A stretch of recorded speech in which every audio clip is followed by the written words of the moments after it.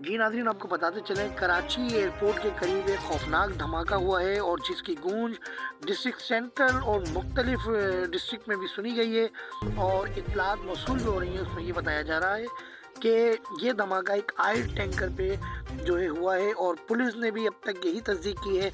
और तकरीबन जो समाजी इदारे की एक एम्बुलेंस सर्विस है, उनके ज़राए के मुताबिक तकरीबन दर्जन के करीब जो है ज़ख्मियों को जो है वो मुकामी ज़ख्मियों को मुख्तलिफ़ अस्पतालों में जो है वो भेजा गया है। लेकिन एक ज़राए ने बताया है कि ये धमाका जो है वो एक तंजीम की जानिब से किया गया है। खुदा न खास्ता ऐसा ना हो, हम सेंट्रल न्यूज़ 11 की जानिब से आपको बताते हैं कि खुदा न खास्ता ऐसा ना हो जो ये हमें इत्तलात मिल रही हैं। अगर ऐसा होता है तो मुकामी पड़ोसी ममालिक से ज़ाहिर दोस्ताना ताल्लुकात का मसला आता है और उसमें फिर ज़ाहिर वो पेचीदा हो जाते हैं। हालात पाकिस्तान के इस वक्त वैसे ही अंदरूनी और बैरूनी जो हालात हैं वो आप सबके सामने हैं।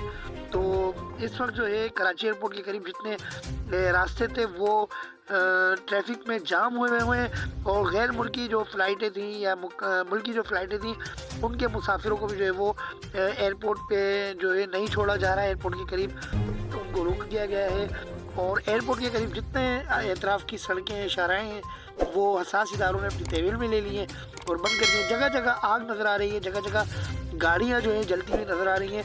बहुत खौफनाक धमाका हुआ था। सेंट्रल न्यूज़ 11 से मुनीर अहमद को इजाज़त दीजिए। अस्सलाम वालेकुम व रहमतुल्लाहि व बरकातहू।